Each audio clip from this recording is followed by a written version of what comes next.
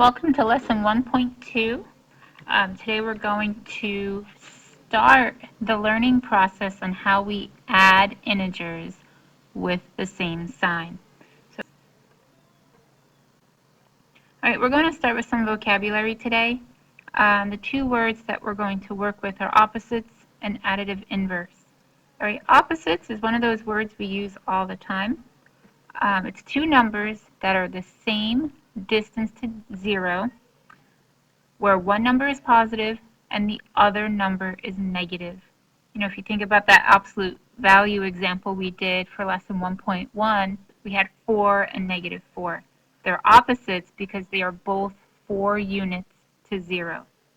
Okay, so negative 4 and 4 are opposites, 2 and negative 2, because they are both 2 units away from 0, 10 and negative 10.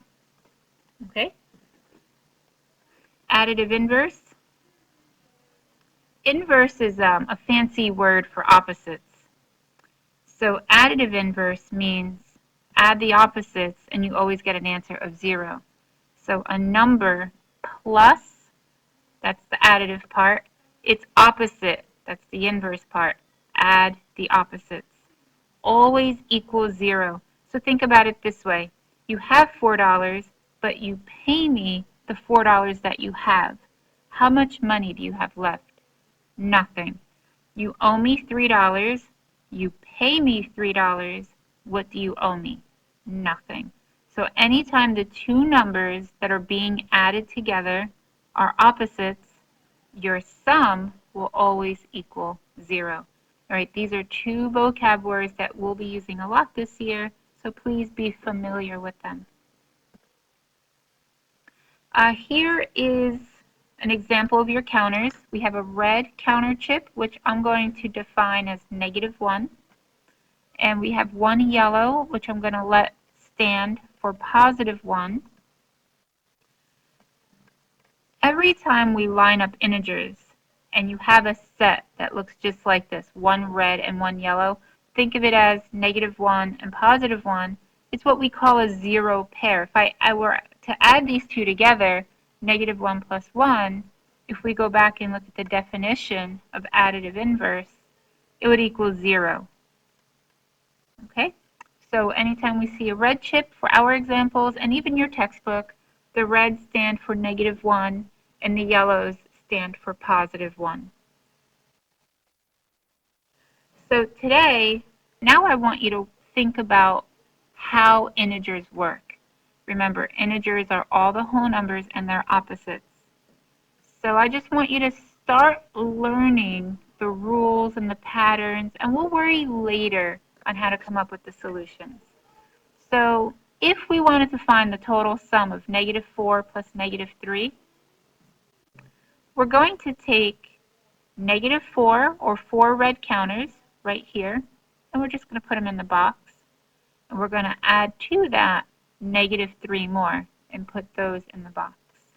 So we get something that looks like this. So we put all the red counters together, and if you add them up, okay, again, I'm not worried about the solution. It is -7. But notice, -4, negative number, -3, negative number. So in the end, we had a whole bunch of negatives that we need to add. So all I want you to pay attention to right now is that the first number was negative, and it's being added to another negative. So what did we do? We added all the numbers up. Okay, that's all I want you to focus on right now. The next example is -3 plus 2. Notice that we have integers that are being added with different signs. So I'd like for you to take your counters. We have -3, so you're going to take 3 red and put them in the box. And you're going to take 2 positives and put those in the box. Okay, now remember, every time we have one red chip and one yellow chip that we can put together, we can take them away. Those are the 0 pairs. So take any 0 pairs away. If you notice, I took away 2 pair because I have 2 0 pair. Were my signs the same or are they different? Well, negative 3 is a negative number.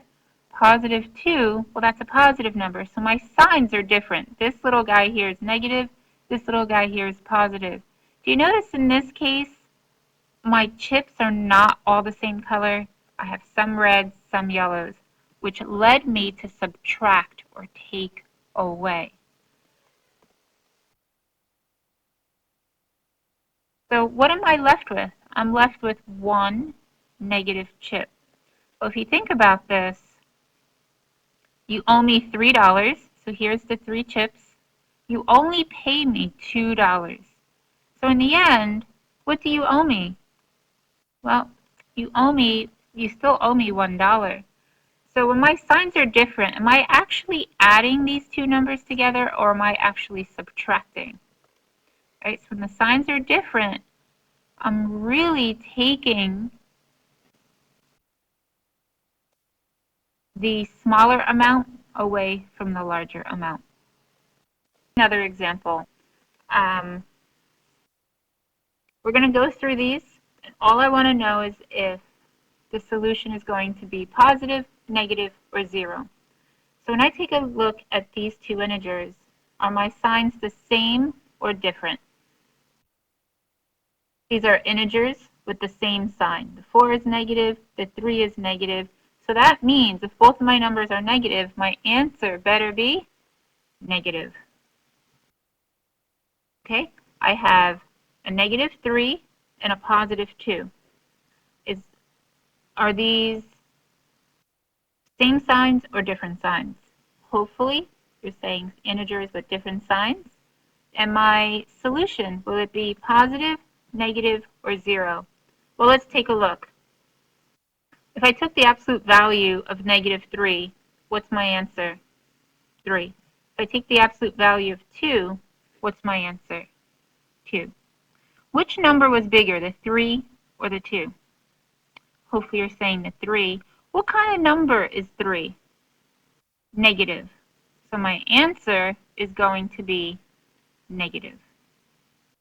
All right, and if you remember the counter example, if you put 3 red counters down and 2 positives, in which case do you have more counters, the reds, negative, or the yellows, positive?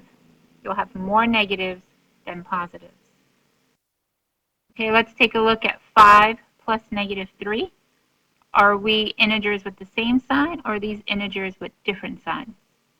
5 is positive and the 3 is negative. So we have integers with different signs. Are the signs, is my solution going to be positive or negative? Well, think about this. We have 5 positives, so 5 yellows, and we'll have 3 reds. Which is there more of, the yellows or the reds? Okay, there will be more yellows than there will be reds. So our answer means it will be positive. If you haven't taken out and the signs are the same, add them up and I get an answer of negative 9. I'm going to stop this video here. Please go to part 2.